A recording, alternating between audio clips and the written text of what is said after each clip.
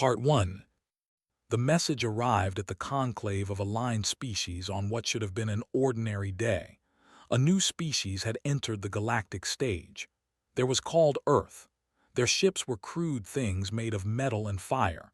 They called themselves humans. Ambassador read the initial report with the bored patience of someone who had seen this happen many times before.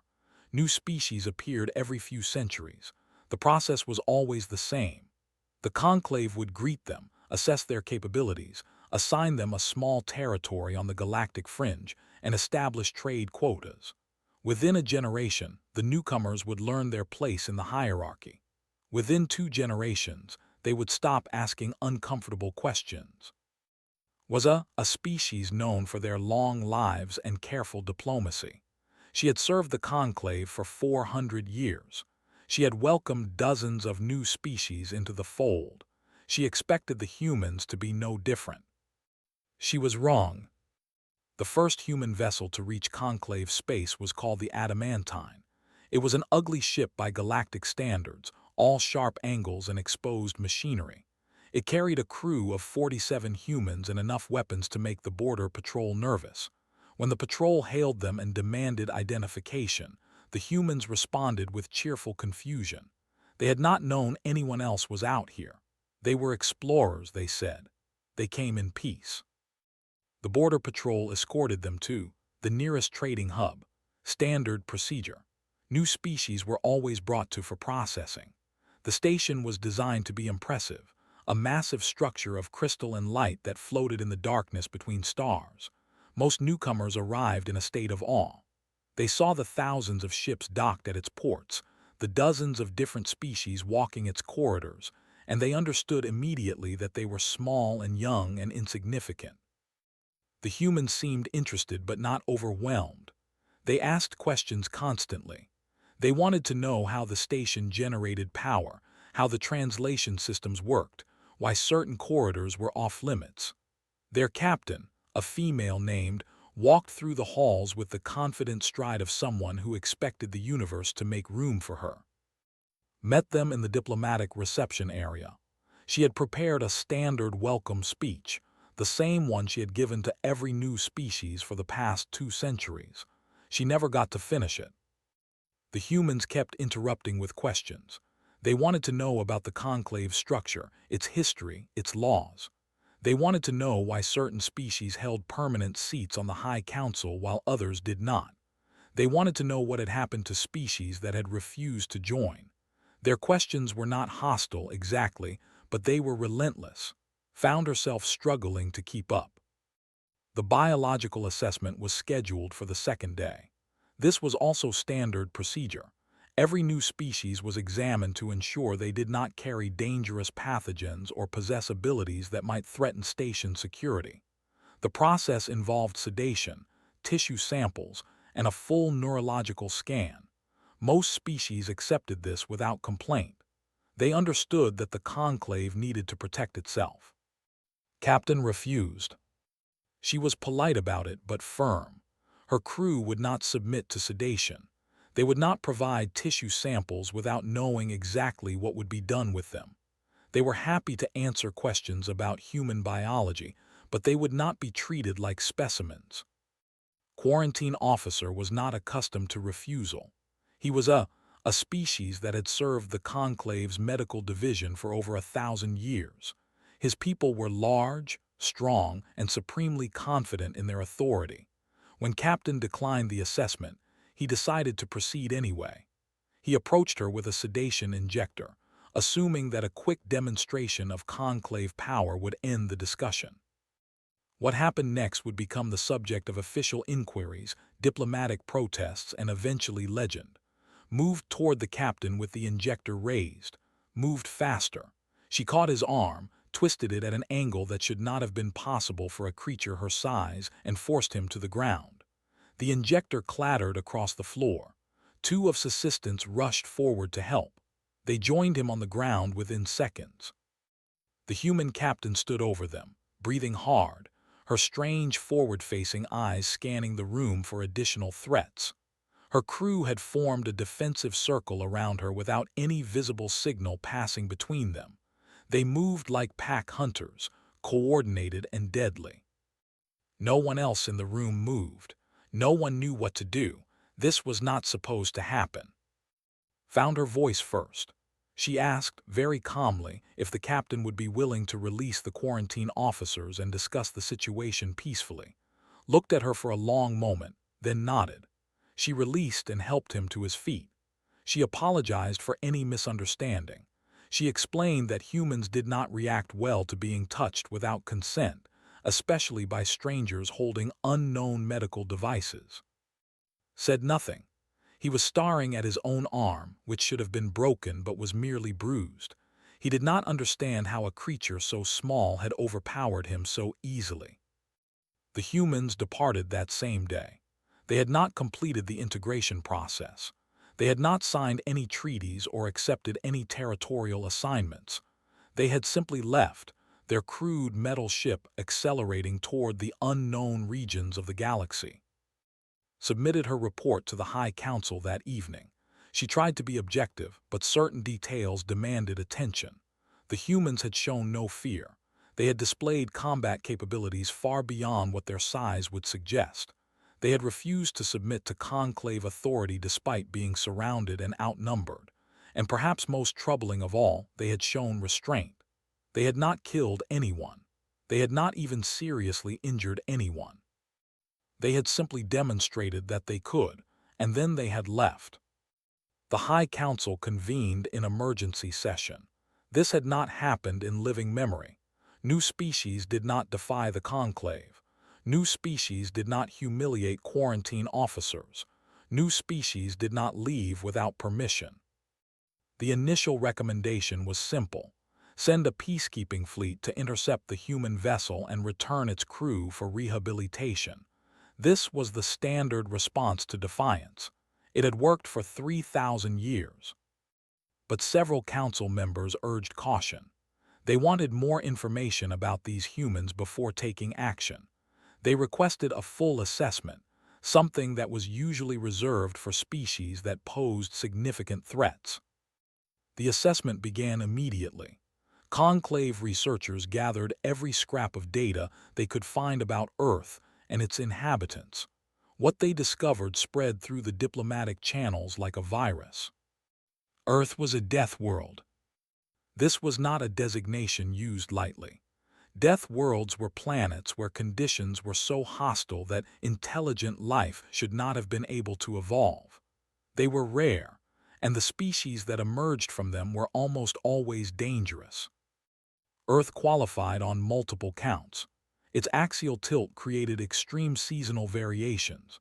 Its tectonic plates shifted constantly, generating earthquakes and volcanic eruptions. Its atmosphere was thick with oxygen, a highly reactive gas that most species considered toxic. Its surface was covered with apex predators, venomous creatures, and plants that had evolved specifically to kill anything that tried to eat them. The humans had not merely survived this environment. They had conquered it. They had spread across every continent, adapting to deserts and frozen wastelands and dense jungles. They had hunted their planet's megafauna to extinction. They had reshaped entire ecosystems to suit their needs. Their biology was equally disturbing. Humans were endurance predators. They had evolved to chase prey over long distances until their targets collapsed from exhaustion. They could not run faster than most animals, but they did not need to. They simply kept going, hour after hour, day after day, until their prey gave up or died. This strategy required several unique adaptations. Humans could regulate their body temperature through sweating, allowing them to remain active in heat that would kill other predators. They could function without sleep for extended periods through chemical processes that other species would classify as metabolic poisoning. They healed from injuries that would be fatal to most creatures, their bodies knitting together damaged tissue with stubborn persistence. And then there were the psychological factors. Humans had evolved in a tribal context, forming tight social bonds with small groups of other humans. They were intensely protective of their own kind. They were also capable of remarkable cruelty toward those they perceived as threats. Their history was filled with warfare, genocide, and systematic violence, but it was also filled with art, philosophy, and acts of breathtaking compassion. They were, in short, the most dangerous species the Conclave had ever encountered. This information spread quickly. Within days, every diplomatic back-channel in Conclave space was buzzing with rumors about the humans. Within weeks, those rumors had evolved into something close to panic. Species that had grumbled about Conclave oversight for centuries suddenly found themselves wondering if there was something worse out there. Species that had been planning minor rebellions quietly abandoned those plans. The humans had done nothing except refuse a medical exam and leave. But that refusal, that casual defiance of Conclave authority, had shaken something fundamental. The galaxy was old and stable and set in its ways. The humans did not seem to care about any of that. They were out there now, somewhere in the dark between stars, and no one knew what they would do next. The panic had begun. Part 2. Commander had not planned to become a wanted criminal. She had simply done what seemed right at the time. Some bureaucrat had tried to sedate her without consent. She had stopped him. Now her face was on wanted notices across 40 star systems, and her ship had become the most hunted vessel in Conclave space. She found this more annoying than frightening. The Adamantine had spent 3 months exploring the regions beyond Conclave control. These were the spaces that did not appear on official charts, the territories occupied by species the Conclave had sanctioned, abandoned, or simply forgotten. Had expected to find ruins and refugees. Instead, she found something more interesting. The galaxy was full of people who had no love for the Conclave. They were the first. They were miners, a stocky species with powerful limbs built for tunneling through rock. The Conclave had sanctioned them for unauthorized asteroid extraction 3 centuries ago. This sanction meant no one was supposed to trade with them, transport their goods, or acknowledge their existence. They had survived anyway, living on the margins, scraping out what existence they could. The Adamantine found them in a hollowed-out moon, processing ore with equipment that was old when the Conclave was young. They expected the human ship to be another enforcement vessel.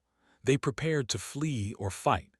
When offered to trade medical supplies for fuel, they thought it was a trap. It was not a trap. The humans genuinely wanted to trade. They had no interest in Conclave sanctions. They had no legal authority to enforce them even if they did. They were explorers from a world no one in this part of the galaxy had ever heard of, and they needed fuel. They traded with them. Word spread. Other sanctioned species began reaching out, cautiously at first, then with increasing boldness. The humans would trade with anyone. They asked no questions about legal status. They showed no deference to Conclave designations. They were next. They were a tall, slender species with bioluminescent skin that flickered when they spoke. One of their colony ships had been struck by a plague 2 years ago. The Conclave had responded by quarantining the ship rather than treating the infection. This was standard procedure. Plagues were contained, not cured. The infected were left to die so that the healthy would remain safe. The Adamantine intercepted a distress call from the colony ship. By the time they arrived, over a third of the passengers had died. The survivors were weak, desperate, and convinced they had been abandoned. The human medical team did not have the equipment or expertise to cure the plague, but they had something they had not expected. They had the willingness to try. Human doctors worked alongside healers for 3 weeks, testing treatments, analyzing samples, experimenting with combinations that no one had attempted before. They lost more patients. They also saved some. When the Adamantine finally left, the plague had been contained. It had not been cured, not completely, but it was no longer spreading. The remaining would live. They would remember who had helped them when the Conclave would not. Stories like this began to circulate through the underground channels that connected the galaxy's marginalized species. The humans were strange, people said. They were dangerous. but they were also willing to help those the conclave had written off. They asked uncomfortable questions about why certain species had been sanctioned, quarantined, or designated as subsapient. They did not accept the official answers. The conclave responded exactly as had expected. They sent a peacekeeping fleet to intercept the adamantine and return its crew for what they called rehabilitation. The fleet consisted of 12 ships, all of them larger and more heavily armed than the human vessel. The engagement lasted 11 minutes. Human ships, it turned out, were built by people who assumed everything in space was trying to kill them. This was because on Earth, everything had been trying to kill them for millions of years. Human engineering reflected this assumption. Their hulls were built to withstand impacts that would shatter conclave vessels. Their weapons were crude by galactic standards, but they were also powerful beyond reason. Their power systems had triple redundancies because humans did not trust anything to work correctly the first time. More importantly, human pilots flew like creatures who had already accepted that they might die at any moment. This was not recklessness. It was a deep, inherited understanding that death was always possible and therefore not worth fearing. They took risks that conclave pilots would never consider. They pushed their ships beyond design limits. They treated every engagement as if it might be their last, because it might be. The peacekeeping fleet was not prepared for this. They were accustomed to opponents who calculated odds, who retreated when outmatched, who valued survival above victory. The humans did not retreat. They did not calculate odds. They simply fought with everything they had, and they kept fighting until the fleet broke. 9 ships were destroyed or disabled. 3 managed to escape. The survivors returned to conclave space with reports that spread through the military channels like wildfire. The humans had broadcast warnings before firing. They had accepted surrenders.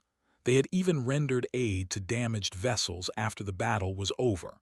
They had followed rules of warfare that the conclave had never bothered to formalize because no one had ever challenged them before. But they had not hesitated. Not once. They had not shown fear or uncertainty or any of the emotions that conclave strategists relied on to predict enemy behavior. They had simply done what needed to be done, with the calm efficiency of predators who were very good at their work. The panic that had begun at now spread through the entire conclave. Trade routes near human-explored space emptied overnight. Merchant vessels refused to travel without military escort. Species that had been loyal to the conclave for centuries began making quiet inquiries about alternative alliances. And everywhere, the rumors grew. Humans could see in the dark, some said. They could survive exposure to hard vacuum for minutes at a time. They consumed poisons for pleasure and called it recreation. They had evolved on a world that tried to kill them every day, and they had won. Some of these rumors were exaggerations. Some were completely true. It did not matter. What mattered was that the galaxy had never seen anything like the humans before, and no one knew how to respond. High Counselor Saul called an emergency meeting of the full council. He was old, even by conclave standards, and he had guided the organization through many crises, but he had never faced anything like this. The military advisors recommended escalation, send a larger fleet, use heavier weapons, crush the humans before they could spread further. The diplomatic corps disagreed. The first fleet had failed. A second fleet might fail as well, and even if it succeeded, what then? The humans came from a planet of billions. They bred quickly. They adapted faster. Destroying one ship would not stop them. It would only make them angry. Saul listened to both sides. He considered the reports, the rumors, the growing panic among his own people. And then he made a decision that had been unthinkable 3 months ago.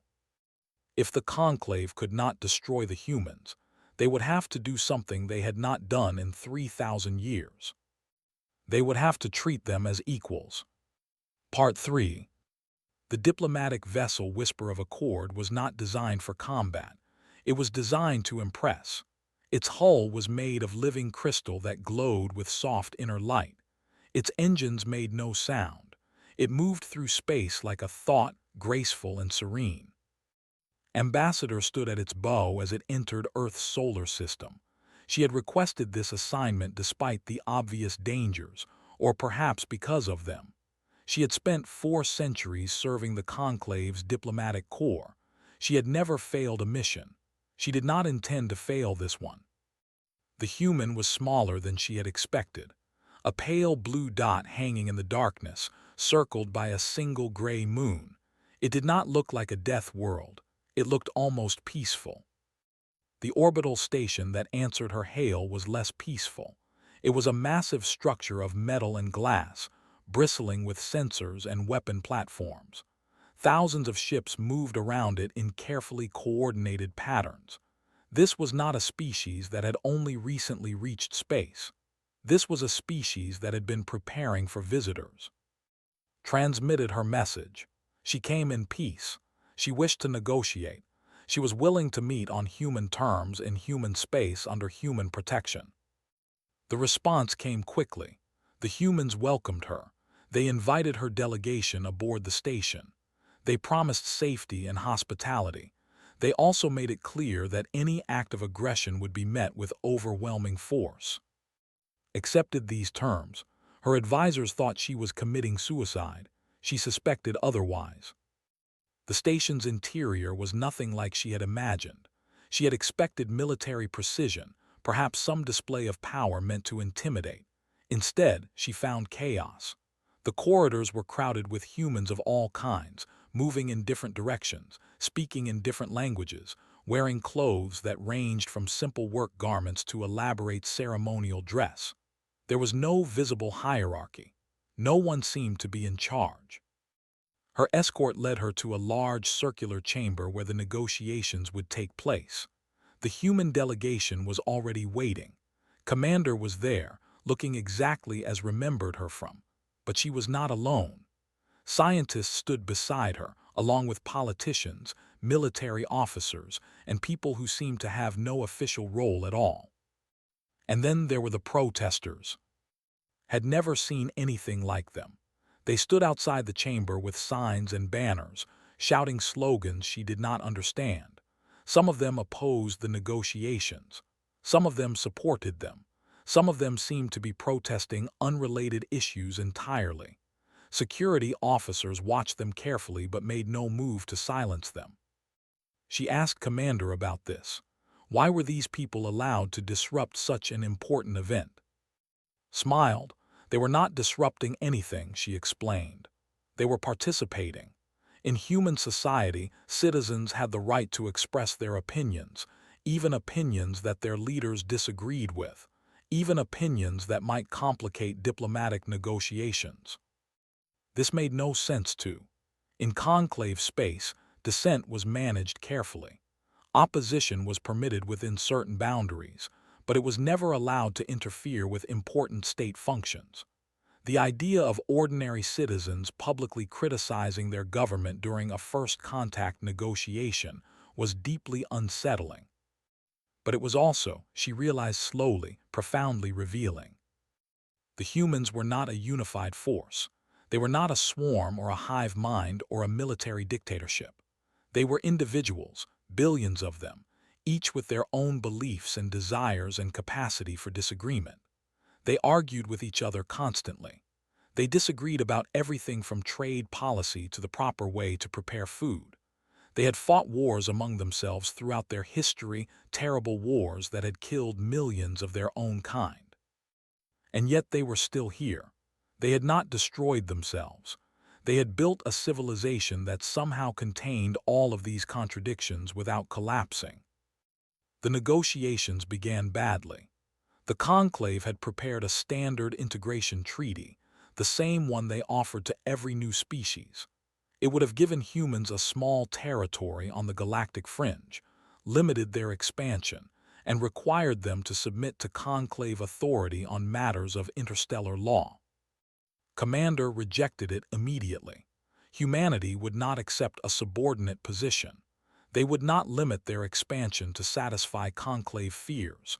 They would not submit to laws they had no role in creating. Had expected this. She had prepared alternative proposals, each offering slightly better terms than the last. The negotiations would take time, but eventually the humans would accept something reasonable. They did not. Instead, they made counterproposals. They wanted full voting rights in the conclave. They wanted the sanction system reformed. They wanted independent review of species classifications, particularly the designation of subsapient that had been applied to dozens of intelligent species over the centuries. They wanted, in short, a complete restructuring of the galactic order. This was impossible. Explained this as patiently as she could. The conclave had existed for 3,000 years. Its structures were ancient and complex. They could not be changed overnight to satisfy a species that had only just arrived on the galactic stage. The humans listened politely. Then they explained their position. They had not come to space looking for masters. They had not survived their death world by submitting to authority. They had survived by adapting, by cooperating, and by refusing to accept that any problem was truly unsolvable. They respected the conclave's history. They had no desire for conflict, but they would not accept a system that treated them as inferiors. The negotiations continued for 7 months. During that time, learned more about humanity than any conclave researcher had gathered in their initial assessment. She learned about their history, their cultures, their endless capacity for both cruelty and kindness. She learned about their wars, yes, but also about their art, their music, their philosophy. She learned about the concept they called human rights, the stubborn belief that every individual deserved certain basic dignities regardless of their status or power. She also learned that they were not unreasonable. They understood that change could not happen overnight.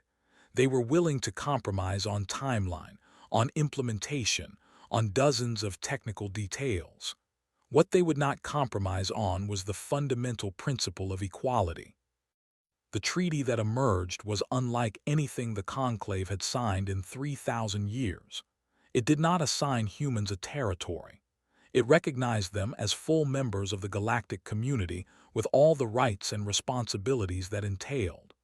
It also committed the conclave to a review of its sanction policies, its species classifications, and its voting structures. Many council members were furious. They saw this as capitulation, as weakness, as the beginning of the end of conclave authority. Others saw it differently. The galaxy was changing. It had been stagnant for too long.